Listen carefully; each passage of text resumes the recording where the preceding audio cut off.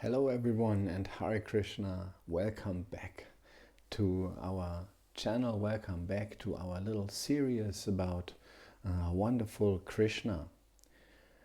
And welcome back to our channel where the main attempt is to promote spiritual consciousness, to support awareness of I am a spiritual being. We hear in the Bhagavad Gita that the soul is eternal, and in this way the soul is different from this temporary body. And the soul has certain needs.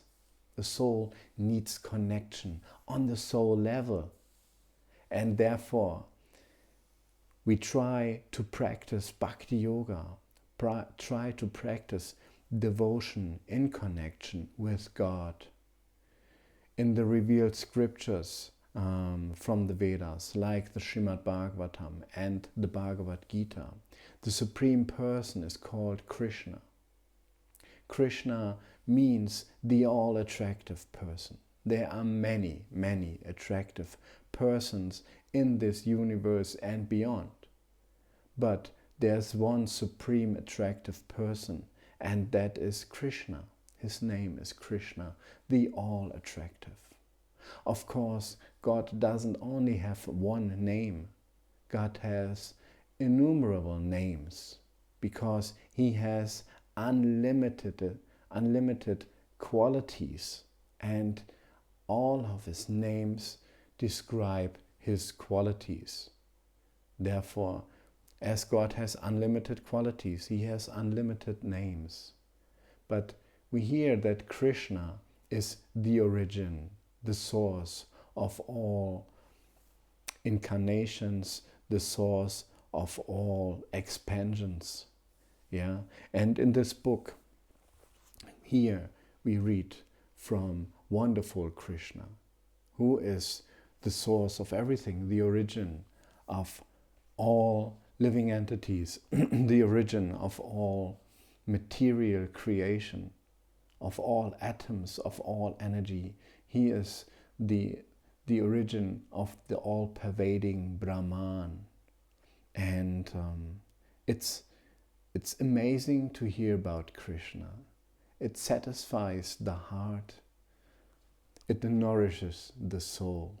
Therefore, we read together in this series.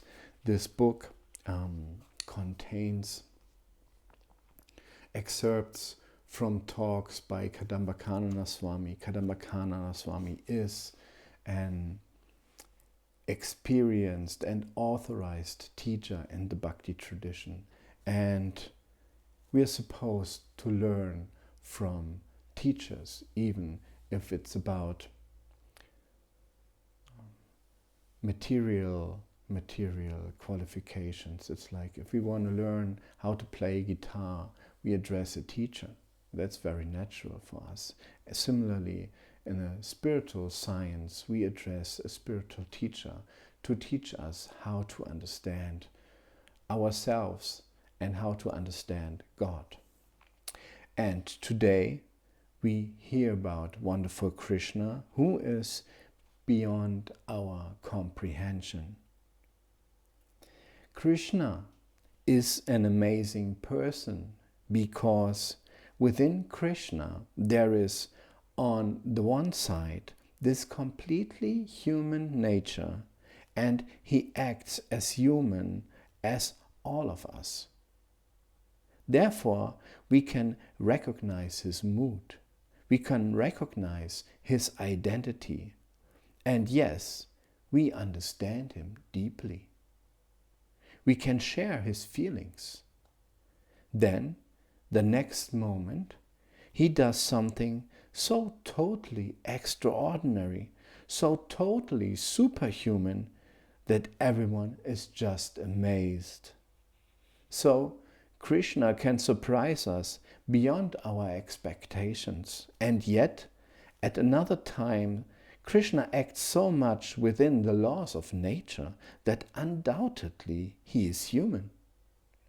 this contradiction where Krishna is sometimes human and sometimes supernatural is the ongoing mix of his pastimes. Wow, isn't this interesting? When we read or hear about Krishna's pastimes, for example, in the Srimad Bhagavatam is all about Krishna's incarnations. How he appears, what kind of forms he assumes, and how he interacts with other beings like the demigods, like the demons, like the humans, like the animals.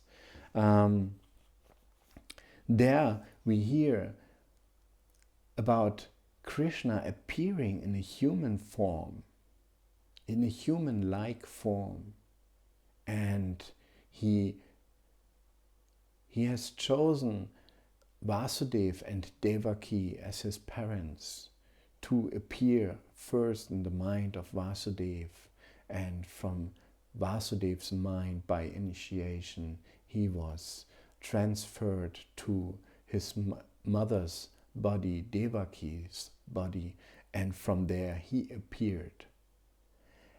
And when we hear about his birth, then we hear that he appeared with 4 arms, fully decorated with a helmet, with a crown, and with necklaces and bracelets and garments, and beautifully decorated with 4 arms as the 4-armed Narayan, the Supreme Personality of Godhead.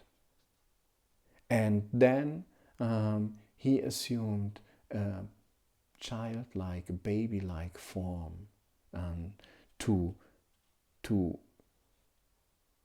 give his parents the opportunity to care for him. And then we hear how he acted as a little child, like killing demons. There was this huge demon, Putana, who was like the 20 kilometers tall Rakshasa, baby-eating witch. And she assumed the form of a beautiful young lady and came about in the village of Krishna, in the village of Vrindavan, as a nurse, and offered little baby Krishna her breast to drink her milk. And baby Krishna sucked her life air out and killed her in this way. And at the same time he granted the witch liberation. The soul gained liberation and entered Krishna's body. So amazing. And this is what Kadamba Kanana Swami is reflecting upon here in this little paragraph, beyond our comprehension. Krishna is beyond our comprehension. God is amazing. God can appear in a human-like form. Why not? If he is omnipotent, if everything comes from him, how could he not appear in a human-like form? At the same time, he is not bound by the laws of nature as we are.